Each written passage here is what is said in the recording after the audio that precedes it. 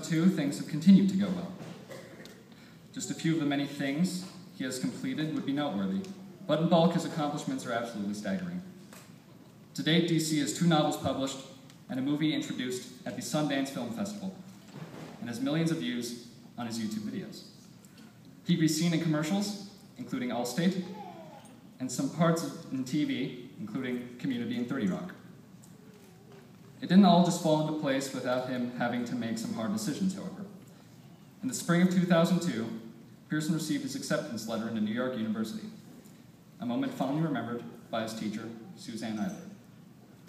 She said, DC, he was invincible, until he was accepted into NYU. It was at that small moment I saw a teenager. He said, I don't know what to do, I don't have a scholarship, and I can't afford it. Reaching deep down inside, I should have told him to go where the scholarship was and save for graduate school. But impulse took control over me. I blurted out, just go for it, just do it.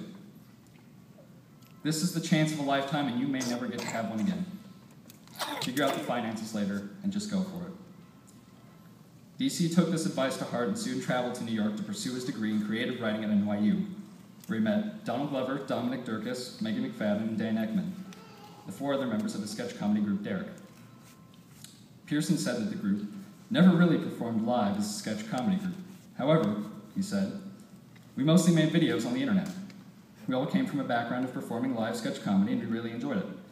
But we decided pretty early that if we only had a limited time together, our energy would best be spent making something like a video that can last longer than one single live performance. That said, we all do stand-up comedy and improv, both things that are largely live performance-based, so it's still something we really enjoy. The group was an internet hit, racking up over 95 million views on YouTube. In 2009, the group released their self-financed film, Mystery Team, and was accepted into the Sundance Independent Film Festival, and the film was later picked up by Roadside Attractions. In 2010, his first novel was published by Random House Publishing.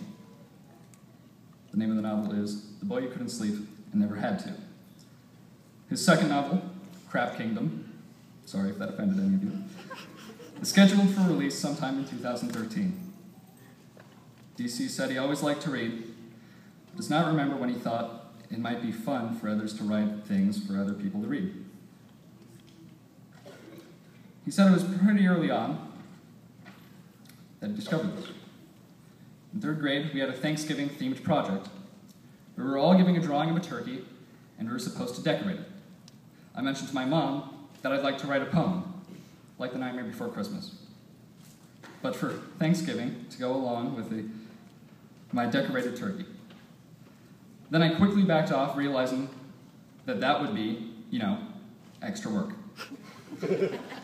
My mom said something about never settling for doing just enough, and that has still, annoyingly, stuck with me to this day. I think of the first time I wrote something without being asked to. The teacher was impressed, and I got to read the poem aloud during the morning announcements. Writing, I realized, could get you attention. The idea for The Boy Who Couldn't Sleep and Never Had To came after we graduated college.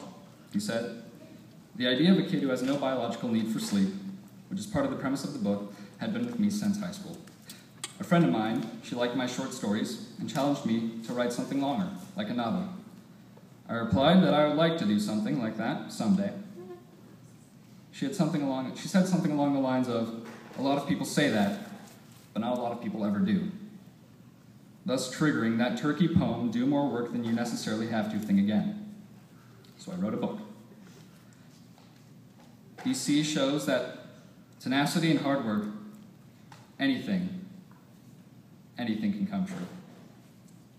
Pierson is an example of a Modern Point alumni setting examples for future students and raising the bar in what people want to do after high school. Pierson is a prime example of following your dreams and succeeding at them. He exemplifies what Mount Point is all about and embodies performance, pride, and purpose. I'd like to congratulate my brother DC and welcome him to the Mount Point Hall of Fame.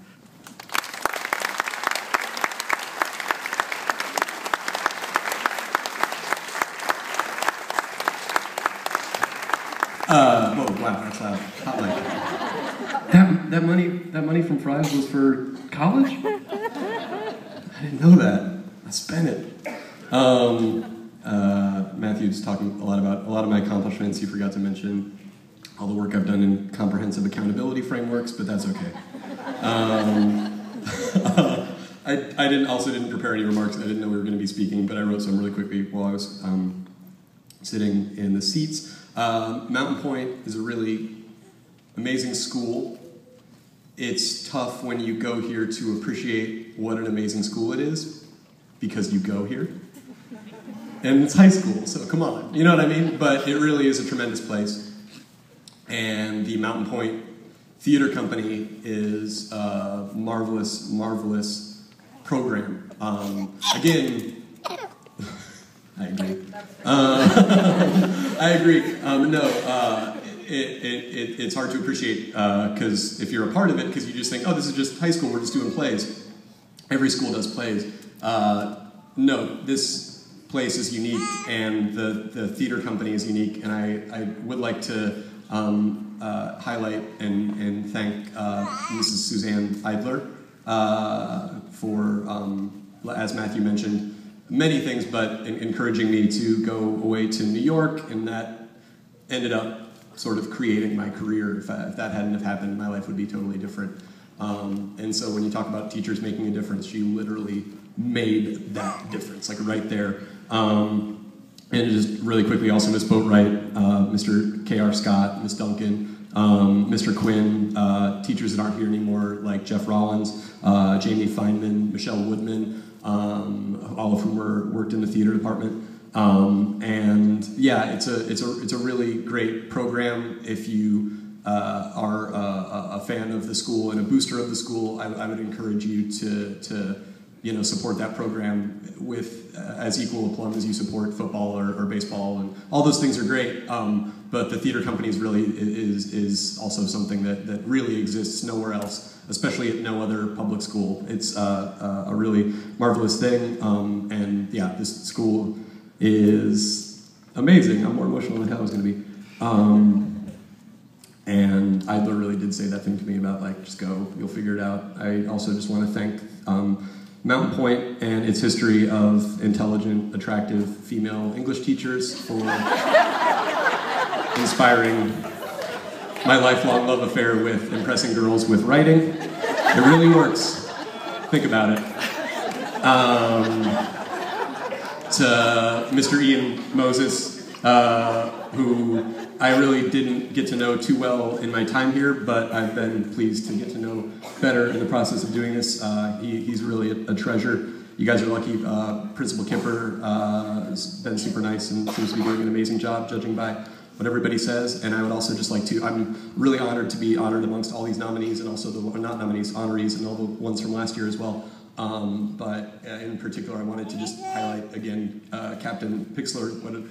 When they told me who I was being honored with, and I just thought all of it was really great. It's like, oh, it's a third baseman, and all these different cool people and teachers that I had when I went here, but the idea of being honored alongside Captain, who received a Silver Star for his service to our nation, is like just really awe-inspiring, and I don't feel entirely worthy of it. But he's really marvelous, and this place creates really marvelous, brave, wonderful people, and obviously his parents have had something to do with that as well. And I don't want to take this moment for me. I want his parents to be able to tell him that he didn't just get an ovation, he got a standing ovation, so we all need to rise and clap for Captain Ross Pixler.